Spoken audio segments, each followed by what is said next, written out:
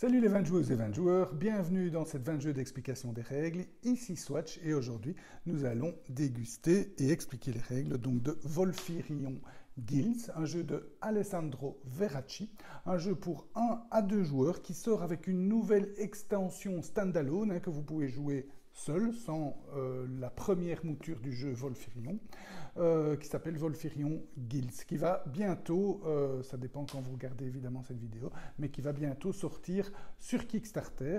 Donc c'est le même jeu que Volfyrion, qui en plus a des habilités, des nouvelles cartes avec des nouveaux types d'habilités, etc., que je vais vous expliquer dans cette vidéo. Je vais vous expliquer les règles de base et les ajouts dans cette version. Et en plus, vous allez pouvoir mixer les deux, donc mixer Volfyrion Guilds avec Volfyrion pour pouvoir y jouer jusque 4. Donc normalement ça joue de 1 à 2 avec une boîte comme ça de 1 à 2, mais avec les deux boîtes, si vous êtes les heureux possesseurs de la boîte de base qui est ici, voici la boîte de base, et bien avec ces deux boîtes, vous allez pouvoir jouer jusque 4. En plus, lors de la campagne, ici nous avons eu la chance de recevoir un proto, mais lors de la campagne, vous allez pouvoir acquérir une grosse boîte comme ça, qu'on a aussi reçue en tant que proto, donc on est gâté. Et qu'est-ce que contient cette grande boîte ici? Elle contient les deux jeux déjà, l'extension et le jeu de base, mais aussi des jolis tapis en néoprène. Donc beaucoup de matériel qui n'ajoute rien évidemment à la façon de jouer, mais qui donne un peu de matériel supplémentaire. Et si je ne me trompe, mais ça vous verrez dans la campagne, ici nous en avons reçu 2, mais je pense qu'il y a un moyen même d'en avoir jusque 4. En plus, il y a moyen de recevoir ce joli dragon qui lui aussi ne sert à rien dans le gameplay puisque le jeu de base a ce dragon-ci. Mais si vous voulez un plus beau dragon, vous avez aussi l'opportunité d'acquérir ceci. Mais tout ça, encore une fois, ne sert pas au jeu, c'est juste de l'habillage, on va dire. Donc, qu'est-ce que c'est Volfyrion Guilds ou Volfyrion? C'est un jeu de deck building, d'affrontement entre deux joueurs. L'objectif du jeu, chaque joueur a trois cités, et l'objectif du jeu, c'est de détruire les 3 cités adverses. Point. Dès qu'un joueur détruit ces 3 cités, immédiatement, donc on n'attend même pas la fin du tour, le jeu est fini, il a gagné, il ou elle a gagné. Alors, comment ça se joue? C'est assez simple. On commence la partie, tous les joueurs commencent la partie avec un même deck de cartes, de 10 cartes. On en pioche 5. Et puis, donc on en pioche 5. Au début du jeu, en fait, le premier joueur en pioche 5, le deuxième en pioche 6. De plus, il y a les cartes à l'étalage ici qui montrent 5 cartes. Donc vous avez comme ça 5 cartes à l'étalage. Au premier tour de jeu, le premier joueur va pouvoir gratuitement échanger, retirer du jeu, va mettre dans la défausse une des cartes à l'étalage pour la remplacer, et le second joueur pourra faire la même chose mais avec toutes les cartes. Donc ça c'est juste pour le début, pour compenser le fait d'être premier ou deuxième. Donc deuxième 6 cartes, il va pouvoir changer toutes les cartes, le premier 5 cartes et il va pouvoir en changer une, en sachant aussi que vous pouvez aussi au début du jeu, si vous n'êtes pas content avec vos 5 cartes, les mettre dans le deck, remélanger et en repiocher 5, une seule fois. Vous pouvez faire ça une seule fois.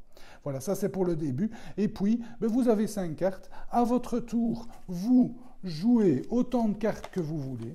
Vous résolvez les effets, tous les effets, vous pouvez, tout ça est facultatif. Et à la fin de votre tour, toutes les cartes que vous avez jouées, vous les mettez dans votre défausse.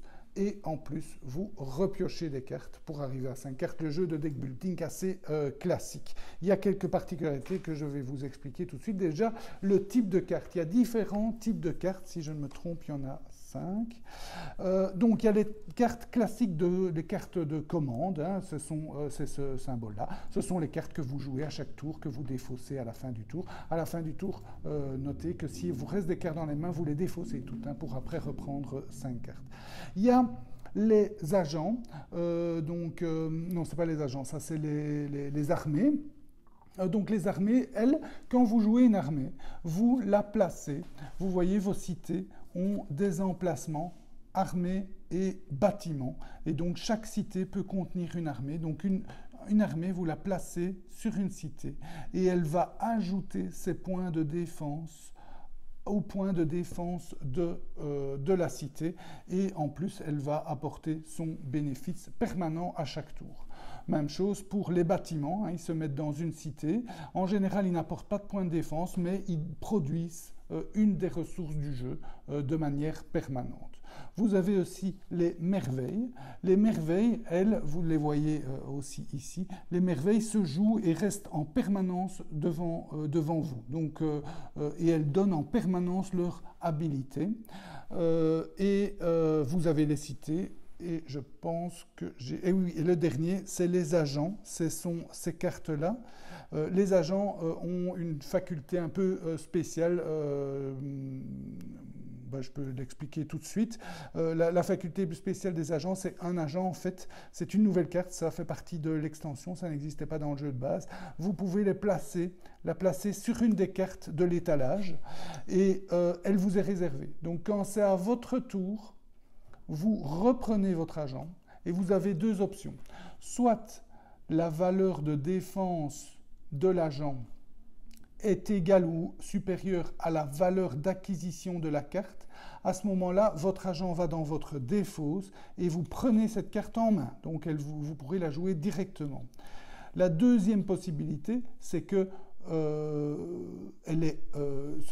sa défense est inférieure au coût de la carte, donc par exemple ici. Là, vous reprenez l'agent dans votre main et celle-ci, si vous voulez, vous pouvez l'acquérir. Donc l'agent, quand c'est à votre tour, un agent, quand vous jouez un agent, vous le mettez sur une carte et vous le réservez pour vous, en fait.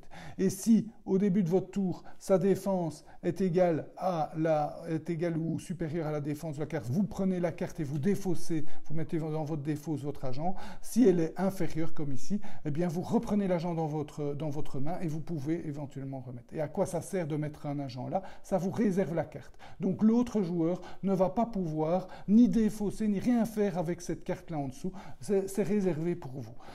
Mais par contre, l'autre joueur peut attaquer l'agent pour les points de défense, et en l'attaquant, l'agent est mis dans la défausse et à ce moment-là, il pourra acquérir cette carte. Notez que ça arrive très rarement. C'est rare qu'on dépense autant de points d'attaque pour attaquer un agent. En général, on va les dépenser pour autre chose.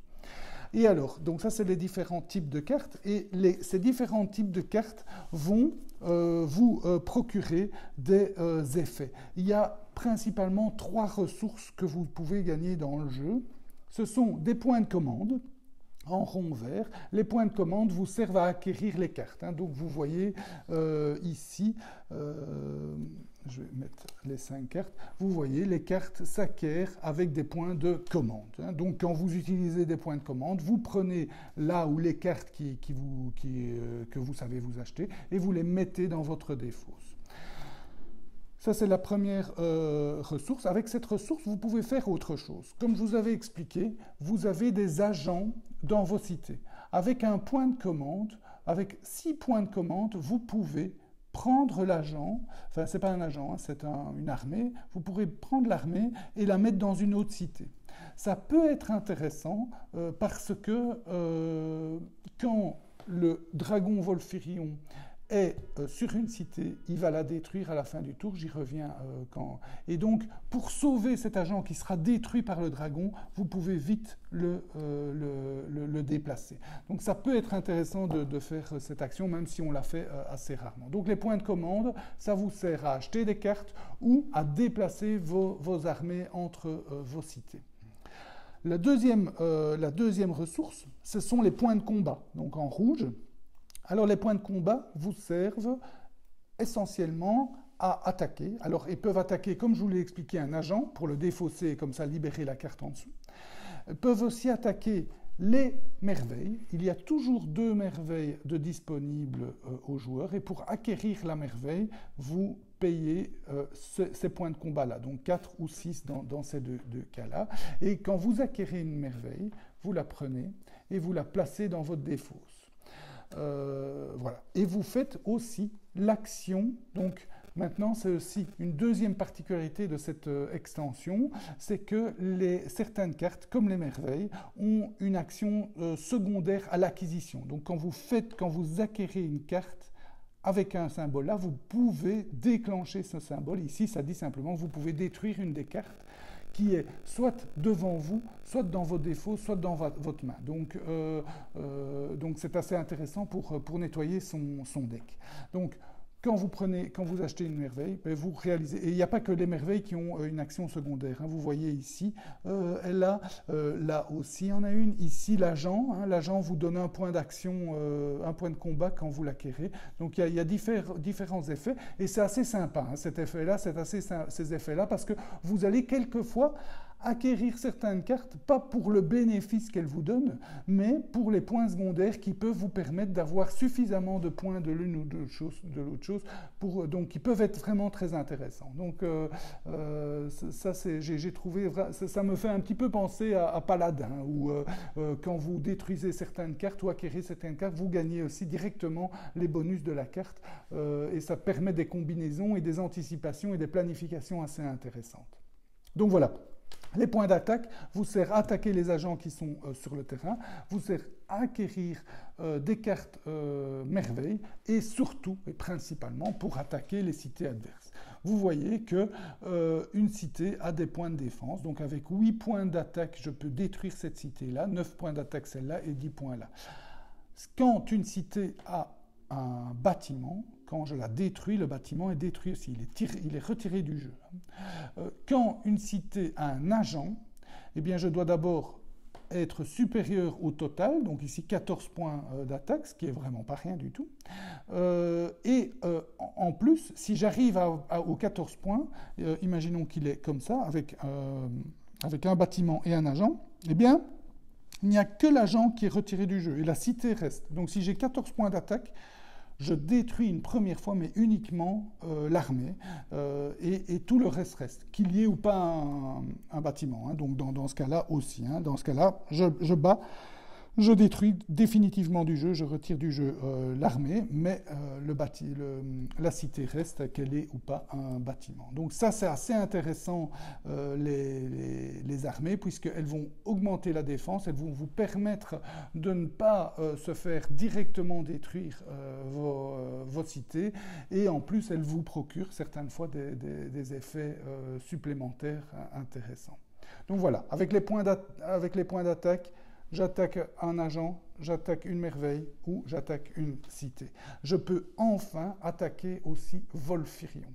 Volfyrion, il est marqué, il faut 16 points d'attaque pour le tuer. Quand je tue Volfyrion, je prends les 2 merveilles qui sont ici, elles sont pour moi, et en plus, je gagne une nouvelle cité. J'ai la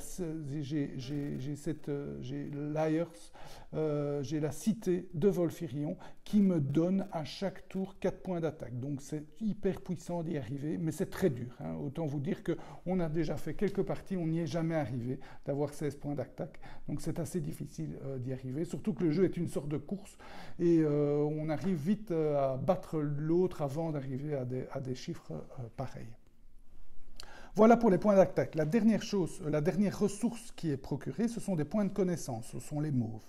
Avec les points de connaissance, ce que vous pouvez surtout faire, c'est déplacer Volfyrion. Donc vous voyez, avec 8 points de connaissance, vous pouvez encourager Volfyrion à aller attaquer une ville. Et vous lui dites, allez hop, tu vas attaquer n'importe quelle ville. Il se place sur cette ville-là, et quand c'est au joueur adversaire à jouer, il fait un tour complet. Et si à la fin de son tour, Volfyrion est toujours dans sa cité, Volfyrion détruit tout, et donc tout ce qui est dessus est détruit, et la cité est détruite. Donc, la seule façon de se prémunir de l'attaque de Volfyrion, c'est de soi-même dépenser 8 points de connaissance pour redéplacer Volfyrion, et à ce moment-là, on le redéplace dans sa taverne. Si on arrive à dégager 16 points de connaissance en un tour, on peut même aller attaquer une cité adverse, mais ça c'est encore plus difficile évidemment. Donc ça c'est les points de connaissance. Donc en gros, les points de connaissance, c'est vraiment comme les points d'attaque, hein, c'est une stratégie. C'est les deux grandes stratégies du jeu. Vous allez soit vous focaliser sur vos points d'attaque pour aller détruire progressivement chaque cité adverse, soit sur les points de connaissance qui vont permettre d'encourager et de convaincre Volfirion d'aller attaquer les cités adverses et donc de l'emporter aussi de cette manière-là. C'est un peu plus lent, donc le jeu est plus rapide quand on joue les attaques, mais donc on dégage plus facilement suffisamment de points d'attaque pour attaquer une ville, mais si on arrive à bien se protéger en mettant des armées, ça va devenir quand même plus difficile. Et ici, en plus, c'est plus lent parce que vous mettez d'abord Volfirion sur la cité et c'est à la fin du tour où donc ça, c'est pas direct. Hein. Quand vous attaquez, c'est direct, quoi. Donc c'est un petit peu plus lent, mais c'est aussi plus puissant. Hein. Une fois que Volfirion est parti, bonne chance pour l'en dégager. Donc ces deux stratégies sont très bien équilibrées et s'équivalent. Mais vous ne faites pas que ça. Avec des points de connaissance, bon, c'est surtout, vous allez surtout viser à déplacer Volfirion, mais pas que ça. Vous allez pouvoir aussi faire d'autres choses. Avec 2 points de connaissance, vous pouvez enlever une carte de l'étalage et la remplacer par la prochaine carte de la pioche. Donc ça permet de faire tourner, d'aller voir, de faire un petit peu confiance à Dame Chance pour que la carte qui se retourne soit plus intéressante pour vous. Donc c'est assez intéressant aussi. La deuxième chose, ce sont les cités adverses. Donc vous pouvez Merveille, oui, pardon, merci Ferré. Vous pouvez bloquer une merveille adverse. Et le coût en points de connaissance est marqué ici. Donc pour bloquer une merveille, par exemple celle-ci, je paye 2 points de connaissance, celle-là 4, celle-là 3, etc. Donc si j'ai dégagé 6 points de connaissance, je peux par exemple bloquer ces deux-là. Qu'est-ce que je fais quand je les bloque? Je les tape. Et donc, elles ne donnent pas leur bénéfice à chaque tour au joueur. Hein, donc ici, un point d'attaque, et ici, un point d'attaque et un point de connaissance. Pour pouvoir apporter leur bénéfice au joueur, ce joueur-là devra les détaper. Et pour les détaper, eh bien, il doit lui-même repayer ces points de connaissance-là. Donc, quand je vous disais que la stratégie connaissance est un peu plus longue. Elle est un peu plus longue parce que c'est pas facile de dégager 8 points de connaissance pour défausser ça, mais en même temps, elle permet avec peu de points de connaissance de bloquer les merveilles adverses. Et vous voyez, ici, ce joueur-ci dégage 4 points d'attaque à chaque tour. Donc lui, il a vraiment fait une stratégie point d'attaque.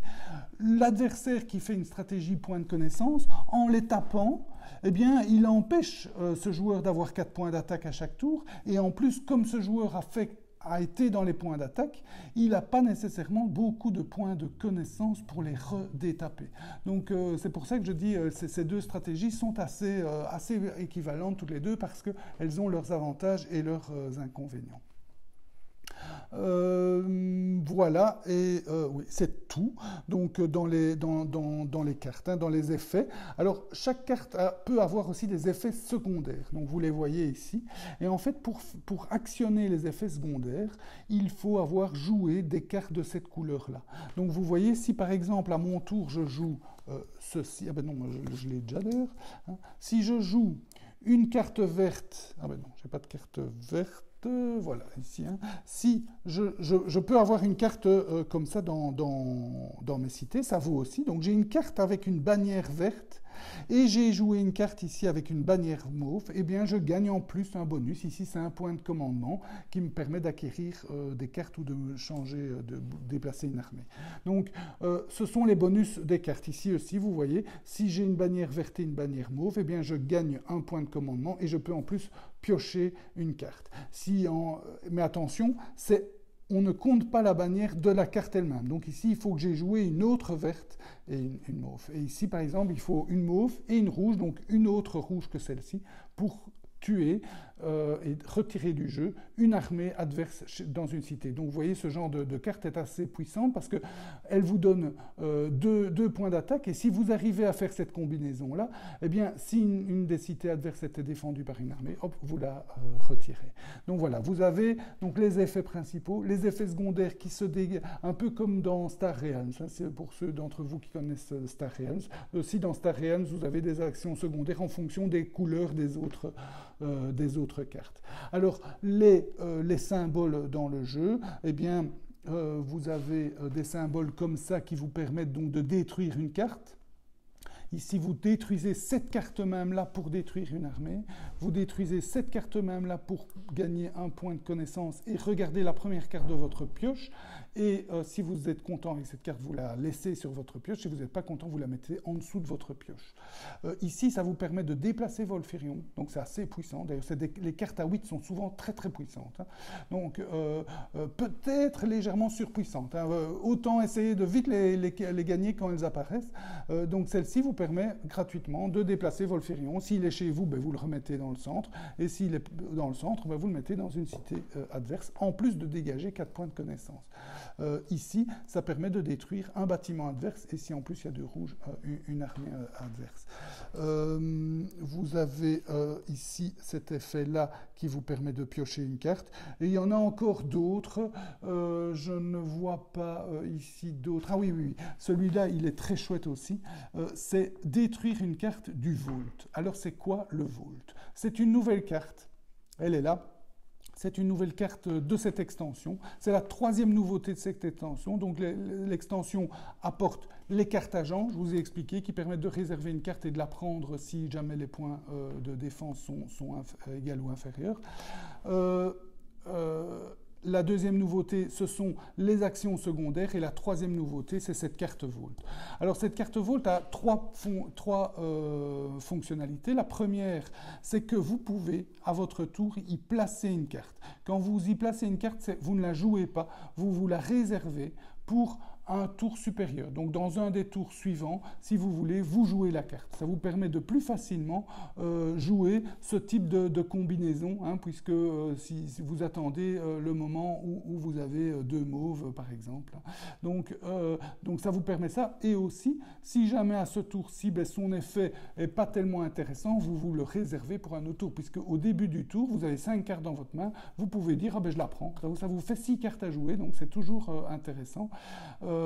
Donc ça, c'est la première chose, c'est que ça vous permet de réserver une de vos cartes pour un des tours supplémentaires. Attention, le tour où vous prenez la carte en main, vous ne pouvez pas y placer une autre carte. Vous devez attendre un tour supplémentaire pour pouvoir y replacer une carte. Ça, c'est sa première fonctionnalité, très très sympa. La deuxième, c'est quand vous avez plus que 2 cités.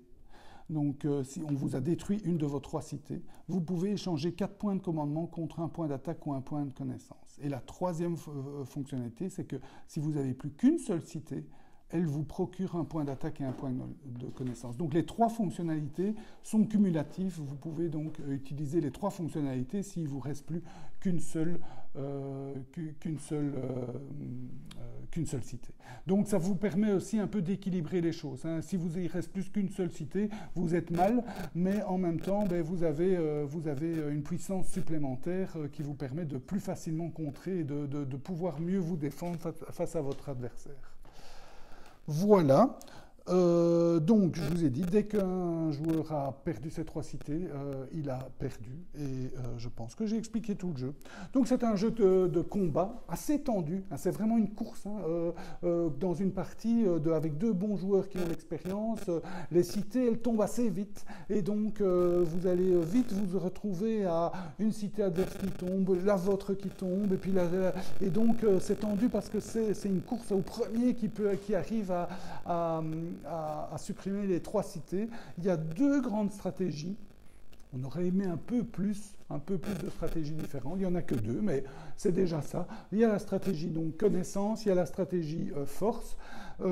C'est quand même plus facile, une fois que vous lancez dans votre stratégie, de continuer dans cette stratégie-là. Donc, bon, évidemment, il y a beaucoup de cartes, donc il y a de la rejouabilité parce que les effets sont variés, mais ce n'est pas non plus la grosse rejouabilité. Je veux dire, comme il y a 2 stratégies, bon, ben, voilà, une fois vous faites l'une, une fois vous faites l'autre. Maintenant, le jeu peut se jouer à 4 aussi, donc ça, c'est sympa. Maintenant, je n'ai pas reçu encore les règles pour 4 joueurs. Est-ce que c'est 2 contre 2? Je pense que c'est 2 contre 2 parce que certains éléments nous font dire que ça pourrait être 2 contre 2. Mais bon, à voir dans la campagne. Vous pouvez aussi jouer solo, mais là aussi, on n'a pas reçu les règles. Voilà, c'est vraiment... Allez, si vous aimez Star Realms, je dirais, vous allez bien apprécier ce jeu-ci. C'est vraiment un peu un jeu dans cette fonctionnalité, allez, dans cette idée-là. Et voilà, très agréable. Les nouvelles choses de Guilds sont chouettes. Hein, cette façon de pouvoir garder une carte, ça vous offre plus de possibilités. Hein, garder une carte, de pouvoir avoir un agent qui vous réserve des cartes et de tous ces effets qui se déclenchent quand vous acquérez les cartes, fait que vous allez souvent jouer avec ça. C'est une nouvelle façon. Donc c'est des gains tactiques, je dirais. C'est plus des gains tactiques que stratégiques et ça enrichit le jeu. Même si les stratégies il n'y en a que 2, tous ces petits aspects tactiques sont sympas. Et il arrive d'ailleurs qu'à un tour, on réfléchit un petit peu. Une partie se fait en 30-35 minutes, hein, donc pas de crainte, mais il arrive que certains tours, on réfléchisse bien pour optimiser tous ces effets, l'effet qu'on va déclencher, l'effet de telle carte, hein, est-ce que si je détruis cette carte-là, j'ai tel effet, etc., pour optimiser ces points d'attaque ou de connaissance ou de commandement pour acquérir les bonnes cartes, hein, les grosses cartes qui rapportent des bons effets, ou détruire des cités adverses ou envoyer Volfirion. Donc un jeu très très sympa, beaucoup de matériel, hein, beaucoup de matériel qui ne servent pas à grand chose, qui font juste joli, ça chacun apprécie à sa manière, mais un jeu qui tourne bien, superbement équilibré, et voilà. C'était la dégustation et l'explication des règles de Volfirion Guilds. J'espère qu'elle vous a goûté. Si vous aimez, n'hésitez pas à vous abonner à la chaîne et amusez-vous bien. Santé, à bientôt.